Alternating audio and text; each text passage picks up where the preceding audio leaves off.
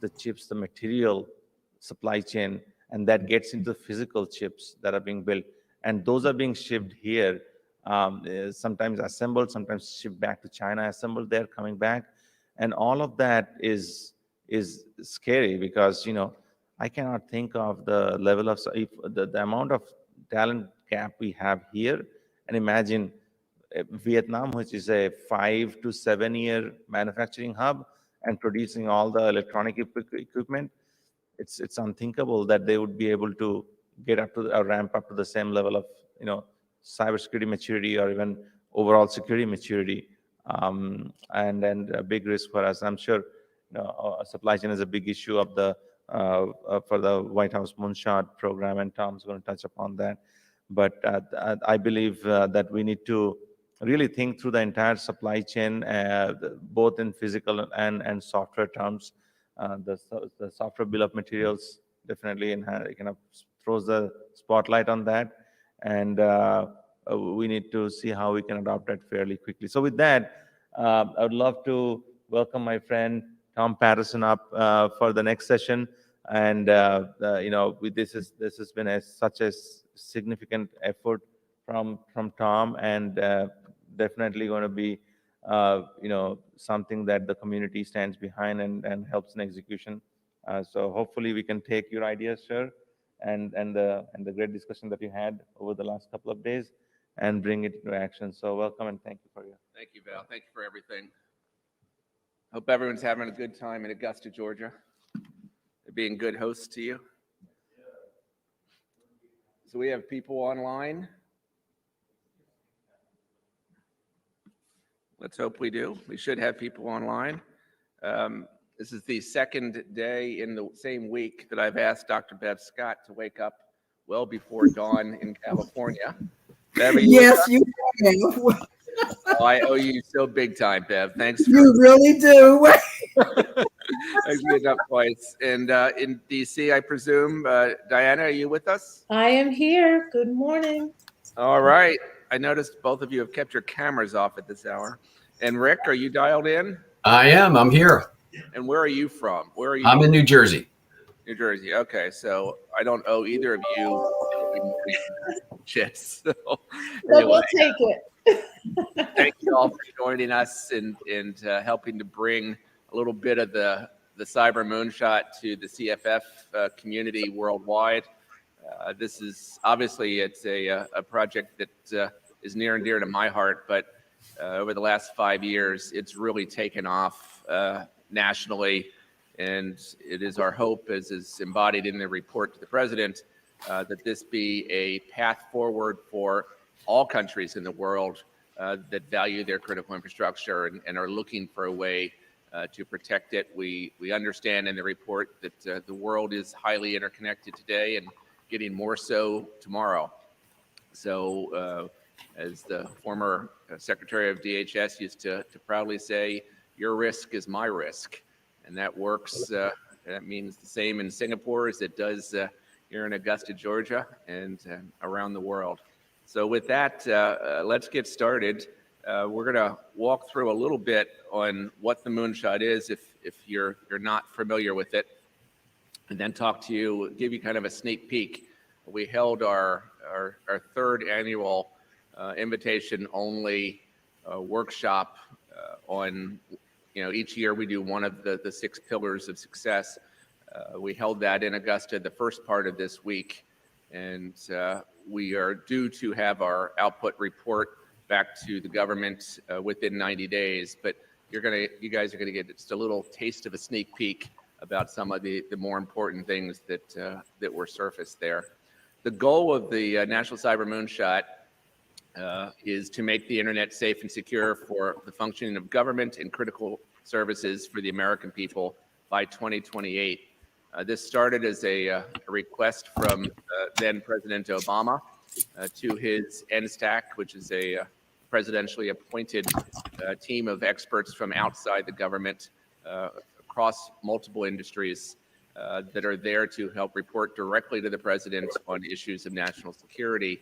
Was created back by President Reagan back in the 80s and has served every president since quite well. The question was, can we make the internet safe and secure within 10 years? And there were a lot of chuckles in the room because we all know the internet is wide open. It's filled with all these problems. It's touching everything. There's no way to secure it. So obviously the answer would be no. And it is hard to tell the President of the United States no. So we took the question under advisement. We spent about a year and a half bringing in the best and the brightest minds across the country and asking them their part of the question. And what we heard a lot was, well, we could do our part, but this, and this aren't there. So then we went to the this, and this is. The laws aren't right, the investment's not right, this technology is not mature yet. There's all these problems, but we looked at a holistic solution and said, you know what, we probably can. So we put together the team, the NSTAC put together this team and wrote a report. It was delivered to then President Trump, who accepted the report and begun actioning the recommendations within the report. And I'm happy to say it was picked up by President Biden in his first 100-day plan. I'm also happy to say that people like the White House cyber czar or cyber point man, Chris Inglis, was an early contributor to Moonshot. The CISA director, Jen Easterly, an early contributor to Moonshot. And so we have a lot of support in the national security complex now within this administration. And we have a lot of support from Congress, which appropriates the money for all of this. So it is off and running. And I'm excited to with my panel here, share some of the insights. The concept behind the Moonshot is not a piece of technology, or just like it wasn't, sending an Apollo rocket to the moon back in the day. It's a series of concepts about bringing the entire nation together around this common goal. We all want a safe and secure internet for our critical infrastructure. Every aspect of America wants that. And in fact, we argue that every aspect of the free world wants that for their own critical infrastructure. And there's a lot that's going on. A lot of smart people, a lot of funding, a lot of money being spent, technologies being built, policies, laws, standards, initiatives. All that happens. We're talking about corralling all that towards this goal. The whole of government part you've probably seen, from executive orders to the cyber solarium from Congress.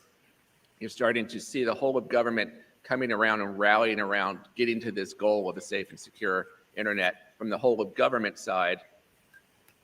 Industry, not so much. You guys, the companies you represent and work with and sell to, not so much. It's very much we'll do our part, but we're not working together collectively like the Moonshot report talks about. And the same with academia. There's a lot of great research going on in pockets, but there's not enough sharing of it, actioning of it. But we argue in the report that when we do that, we will come together and get a lot of great outcomes for the entire nation: economic growth, better national security, enhanced privacy for everybody, technology advances that will keep global leadership in technology. A lot of really valuable outcomes that don't have to wait till the end of the decade, that are going to come incrementally as we move forward. So there's 6 pillars. This is not a time to go through all of it. Anyone's welcome to download the report and read it yourself. It's unclassified now. We need to change behaviors. We need to build trusted ecosystems. We need to advance cyber education. We need new policies, laws, and regulations and standards. We need to embed privacy into the fabric of these new technologies. And we need to ride on the backs of these new advanced technologies that are coming and are changing the way we're going to do work. They're going to change the way we're going to communicate, change the way we're going to compute, and change the way we're going to make decisions. All of this is happening, and now's the time to decide if we're going to try and influence that to happen so that the result is a safe and secure internet for America. And so that's the goal. The first year we worked on a trusted ecosystem down at Auburn. The second year we worked on cyber education up with American University. And this year we came here to Augusta, Georgia to work on the 4 advanced technology pieces. So with that, let me just ask Bev Scott, who graciously participated in our sessions earlier this week. Bev, you gave a quote, or I wrote down a quote you said is, what I love about the Moonshot is that they really get to the meat of the issues. Tell us a little bit about why you think that's a key. Well, I just keep saying that to me, it's really about all of government really requires, and we're going to have to get all of people, okay, to really just to get the American people really understanding, okay. And so to me, it's really very much it's our conversation, but it's not just a conversation amongst ourselves. We really, really need to get the American people infused in this. Now let me tell you what I really people are really getting it in spades. But one of the things that and particularly that has become so evident, we knew it, but it has become so evident with what we're going through in the pandemic. And I would like to see evolution in terms of the Moonshot. Because quite candidly, safe and secure internet is absolutely critical.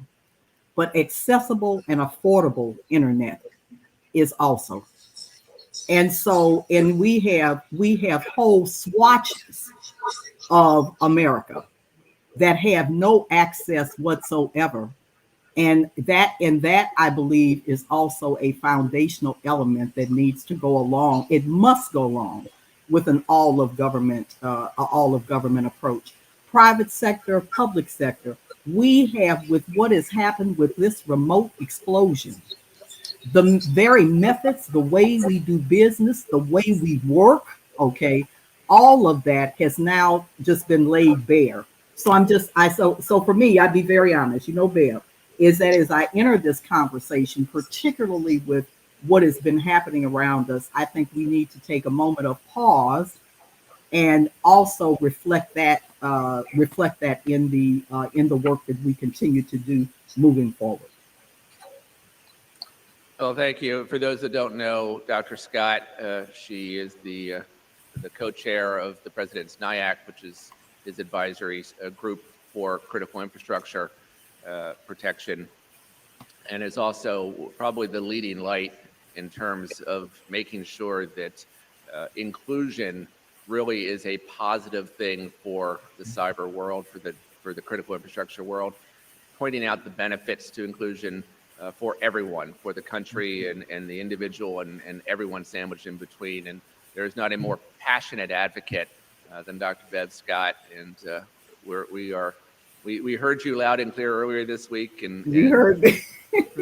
We all heard you and yeah. Sat up straight in our chairs, ma'am. That's right.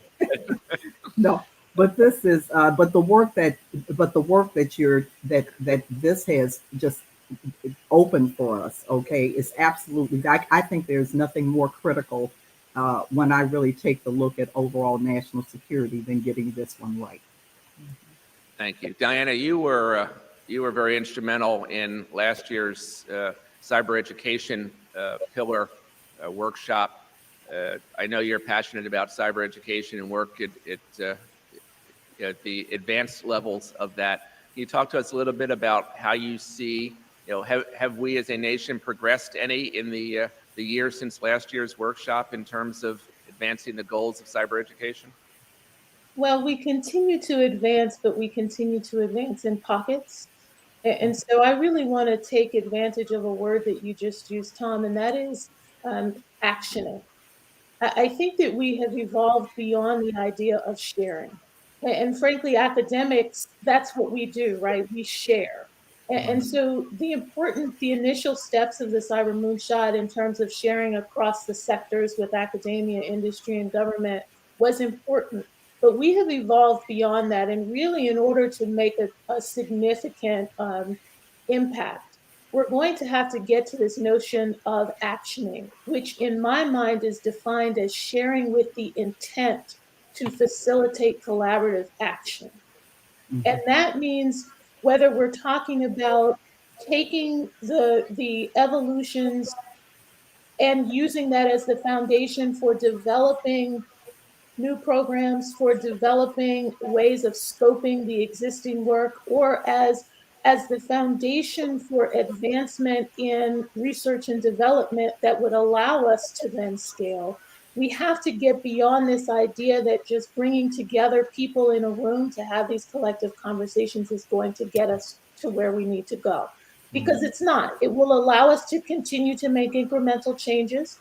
But as we all know, the nature of the need is far outpacing our ability to supply qualified and capable individuals to meet that need. The nature of the need continues to evolve in terms of what we even need people to do and to recognize. And as Dr. Scott said, over the last year, 18 months, as we had this mass migration into the online space, we recognized that there were some fundamental challenges that we as a nation, and frankly, we as a global society, had either made assumptions that they didn't exist, or we just were ignorant to the fact that those fundamental challenges were there.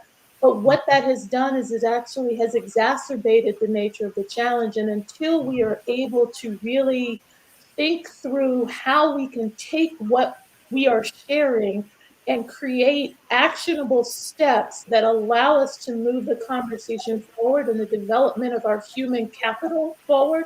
And I say human capital very broadly because I think part of our challenge is that we think very finite and specifically about the nature of the workforce need and what cybersecurity education really is.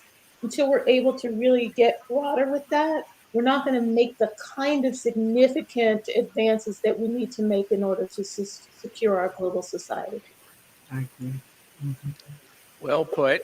And again, I think that's laying out a challenge in a call to action for everybody. We did last year bring up a lot of pockets, as you said. We surfaced a lot of pockets of goodness.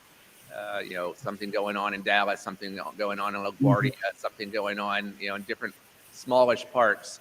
I think the goal here is to start connecting those dots. And like you, I don't believe we need to invent new magic for cyber education. I think we need to roll up our sleeves and get to work. And that message also from you is resonating well in the go forward messaging. So thank you, Dr. Burley. That was the path, the first two workshops. Yes, this week's workshop was around advanced technologies. And we focus in the report on 4 technologies. Not that they're the only ones in the world, but we looked at the ones that were going to transform our nation over the coming decade. And we thought, well, if we can get in early enough and influence them well enough, we could make sure that when they come, because they're coming, whether we want them or not, make sure when they come, they meet the goals of the Moonshot. So we looked strongly at 5G security. We looked at using artificial intelligence for good. We looked at quantum encryption, and we looked at advanced identities, especially around the concept of what's called behavioral biometrics. All 4 of these technologies are coming. They're, maybe a year or two is argued about when, but they're all coming this decade. And if we ignore them and just let the bottom lines of big corporations decide how they're going to be implemented, it's not going to help our safety and security. In fact, it's going to make us end this decade in a worse position from safety and security position on the internet than what we started. And what we started was kind of rough, as you remember. But if we work together with the manufacturers, with the companies that are deploying, if we bring innovation and foster innovation into the mix, if we do all 6 of the pillars, we educate our people, we educate everyone, we get more inclusion, and we get the broader whole of government effort working on these things, we can deploy a communication system that is much more secure than what we have today. And we can deploy a decisioning system with AI that we can really trust. And our computing will be in a way where our secrets are able to be kept as opposed to constantly being stolen.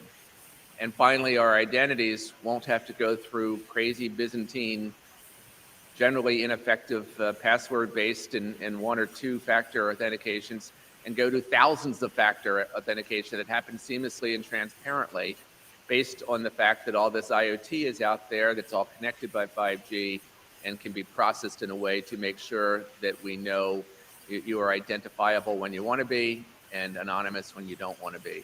And so those are the four technologies that we focused on, obviously to the exclusion of some others, but we've decided to focus on these four in the report because these are the ones we think will have the biggest impact, that are already coming, that are well funded by the commercial world, and we just need to adjust them in a way that make them work towards the common goal for the nation.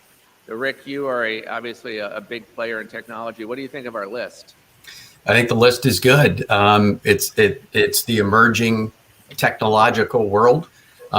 However, as you, Tom, and everyone you've worked with over the years has identified, every one of these technological innovations does provide the opportunity, unless it's secure, for bad actors to use it to their advantage and against the owners or the users of the critical infrastructure we want to protect. And that's really the issue right now with the internet that you've so well identified, is that if we don't secure those critical infrastructure operations, particularly around industrial control systems that are otherwise open to the internet, we've got a real problem. And that's really the threat. The expansion of the internet and expansion of broadband is really critical to our competitiveness in this country.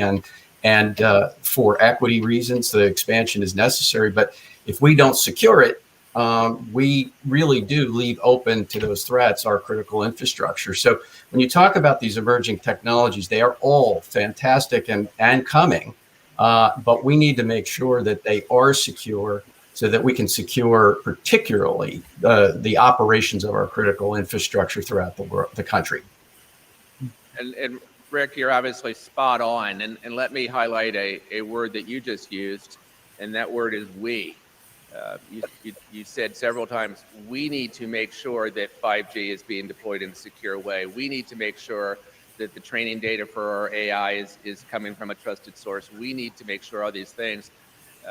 The we, I guess the Moonshot report is recommending, the we doesn't yet exist appropriately. The we can't be you or me or this group or that group. The we has to be the whole of nation. You know, we all have to be in there influencing. We need to make sure the underserved communities that Bev so passionately points out to us at every turn need to have a voice, because their view may not be the same as the view from Washington or the view from Silicon Valley. So we need to be defined, and I absolutely agree, need to influence these four technologies, because we do know that they are already being used against us. We know that once we are more inexorably linked to the technology, they're going to be used against us in a kinetic way, where they could be used to kill, drive our cars off of a cliff, or freeze people out in the middle of winter. These are all reasonable attack scenarios once we become dependent on these new technologies. So if we don't use them to defend us, we know they're going to be used to attack us by our adversaries. So these are the four that we decided to focus on. And this week's conference, this week's workshop, was invitation only, a small select group of people, both from the government, from academia, but mostly from the companies themselves that make these four things. We wanted to find out what's on their product roadmaps. We wanted to find out what's influencing them, where are they going, what are they using these technologies for, what are their customers asking them for, and how can we work collectively as a nation to influence them to do it so that we can end up this decade in a safer and more secure way. So I want to just walk through a couple of the more interesting findings that we've had.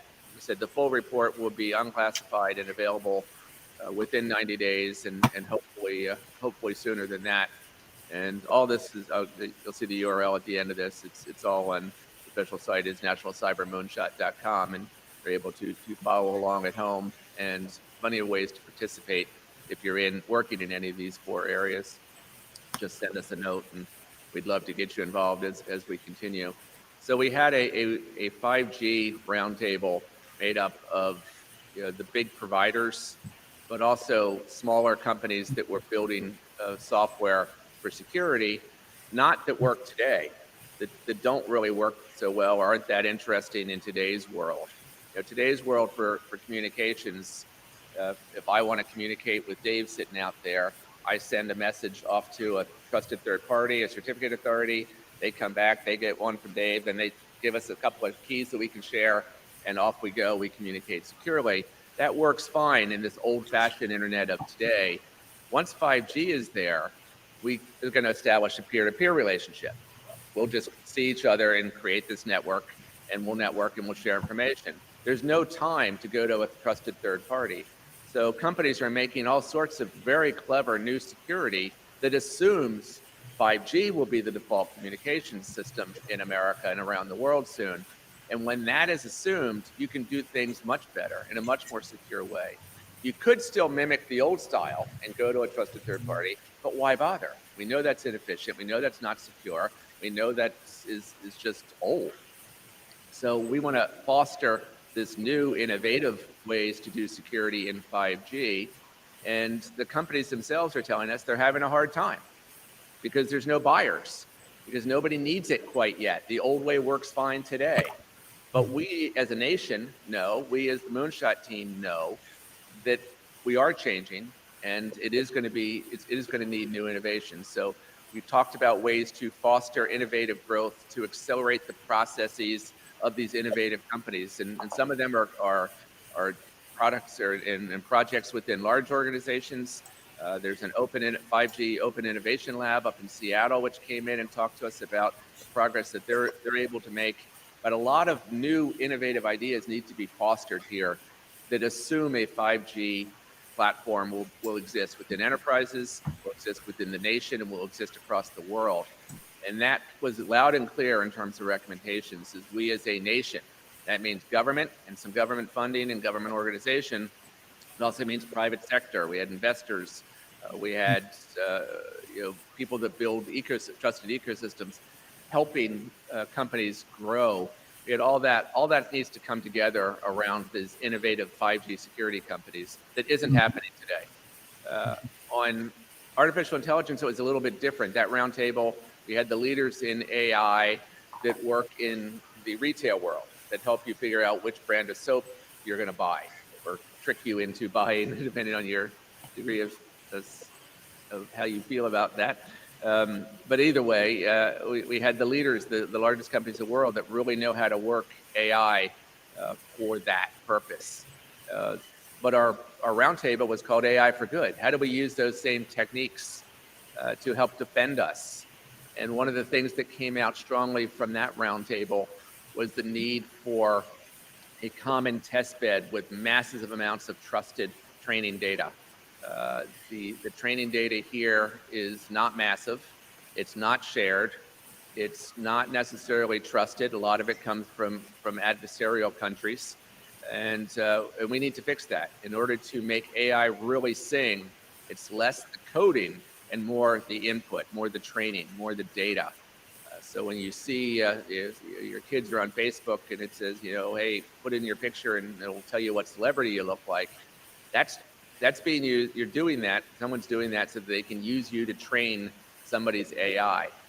They are quite often not a trusted source of training data long-term for our protection. So there is definitely a clear call for better organization to help facilitate companies that want to build AI for good, but won't ever have enough access and be able to afford the kind of massive amounts of training data in a trusted form that are going to be required.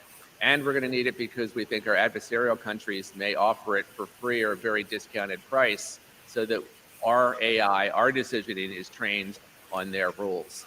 So it definitely a clarion call for a better working relationship among the providing companies, among the enterprising companies, the ones that are being innovative, but also the big companies that are currently doing this in the retail space, the advertising space, that also want to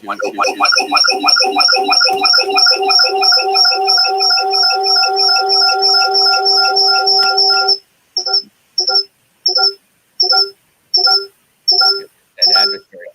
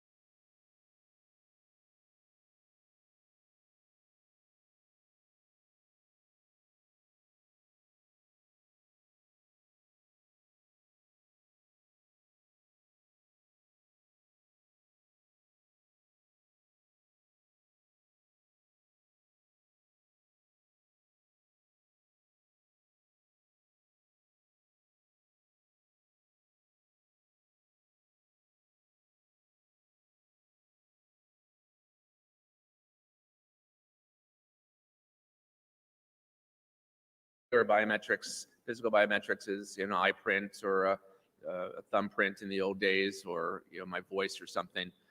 But behavioral biometrics are, hey, Tom generally is you know, holds his phone in his right hand and now he's holding it in his left, so that's a little bit different. Or, hey, there's a street sign out there that registered Tom's IMEI number on his phone when he walked by, so that's another data point that he's in Augusta and not in California at this moment in time. There's going to be thousands of these things interacting with us on a real-time basis. And we want them to be harnessed, because we know they're going to be harnessed to sell us stuff and work against us. We want them to also be harnessed to help provide transparent identity capabilities. And we heard from several companies that said, absolutely, we can do this. But again, we need it to be standard. We need to work together. We need collective efforts. So let me ask my esteemed panelists to just weigh in. These were some of the early findings we got from our roundtables this week, and let me ask them if they've got a comment or two on that. Yeah, Tom, I'll jump in. By the way, we lost your audio for a little bit, but we know what the discussions were this week, and all good things. let me maybe put this in terms of a particular illustration of what really has to happen, though, when you've identified the need, as we talked before, we need to come together, the industry, government, policymakers, regulators, to help encourage the leveraging of all this technology. But here's one example, and it goes on right now. You've got, and as a former utility regulator, I know this well, you've got, for example, electric companies that have installed fiber for their operations, or are installing, for example, advanced metering devices. And that could be a water company or a gas company. That backbone of technology, and which could support the evolution of 5G or support it, the expansion of it, is an example of how an existing infrastructure provider is using and leveraging that technology that could be leveraged further. So, for example, in some remote areas, the electric company with that fiber backbone is now the broadband provider, the Wi-Fi provider for the local customers. So leveraging and this nexus of investments between the different critical infrastructure providers with this expanding technology is something that really is worth exploring, and the industry and regulators and policymakers need to be thinking about how to do that. Great point, Rick. Thank you. Yeah, I want to jump in and really address 2 points. And one references the early discussion about your 5G providers and the talk about the fact that they're developing products that people just aren't ready for. So in addition to thinking about the products, we also have to think about the workforce that would help to develop or utilize those new products. Because if folks aren't ready for the products, they're also not thinking about what are the implications for the workforce needs when we get 5-10 years hence. And so I would encourage us, as we're thinking about that we and who is that we, to make sure that workforce development experts are in the room and having these conversations collaboratively, so that we can begin to think about how do we ensure that when we get there, we're not facing a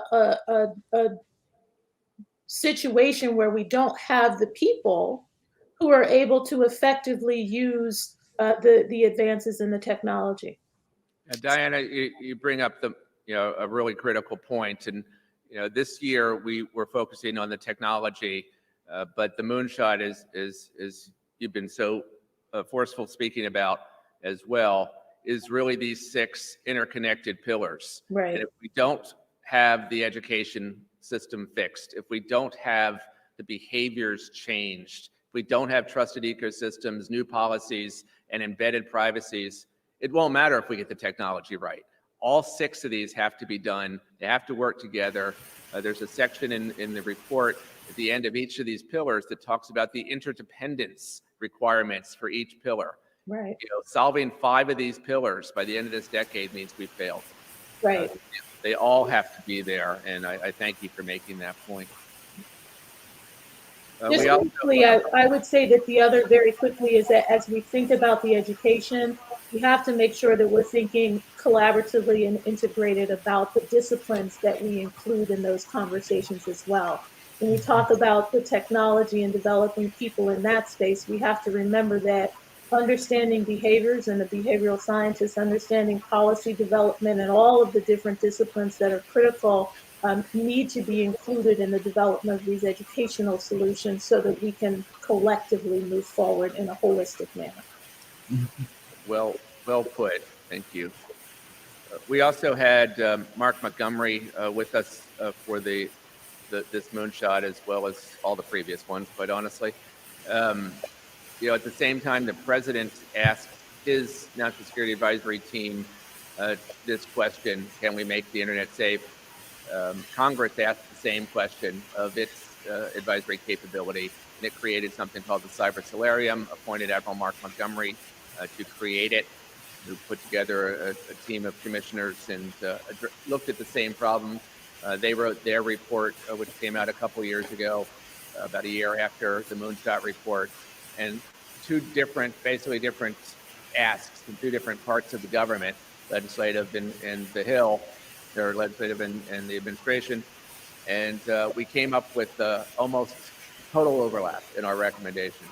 And what we're recommending, what Moonshot recommended, is what Solarium. So having Mark involved in Moonshot, having me and others from the Moonshot team involved in Solarium has really, I think, done a good job in bringing that whole of government piece together. It's coalescing around progress. So Mark was able to tell us about the new funding that's already come from Congress and more that's coming.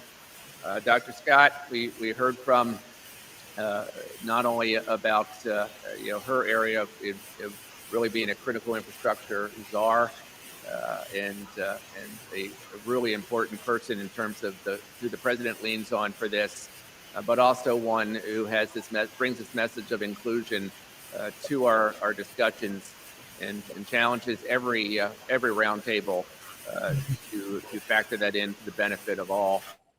We also had Kirsten Todd, who was an early Moonshot facilitator. She ran one of our early workshops a few years ago.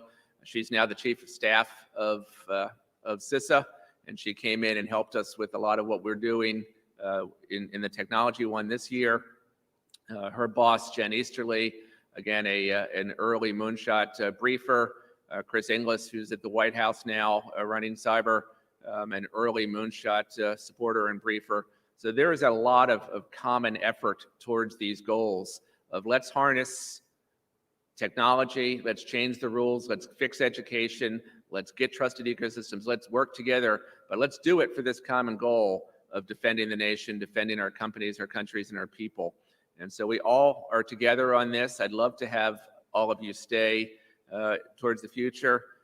Dave DeWalt, who was on vacation this week and refused to come off vacation and fly down here. I don't know why, but sent us a nice note. Staying at the forefront of these areas and ensuring a safe and secure internet demands extreme urgency and unprecedented collaboration between public and private sector leaders and other stakeholders. This is Moonshot, and I could not agree with Dave DeWalt more. So I just wanted to put up on the screen some of the companies that lent their top scientists and leaders for this discussion. Others did too without wanting their logos used, but yeah, this is a whole of nation effort. If anyone wants to get involved, there's the URL at the bottom. There's a place there for you to say who you are and what your interest is, but we'd love to have you get involved. Once this report's out, we'll start announcing our plans for next year's roundtable and what we're going to be doing with the output of the first three. So I want to thank my panelists for getting up early and coming on board to help share a little bit of this early peek about the 2021 workshops for the National Cyber Moonshot. And with that, thank you, and turn it back over to Val and Leah.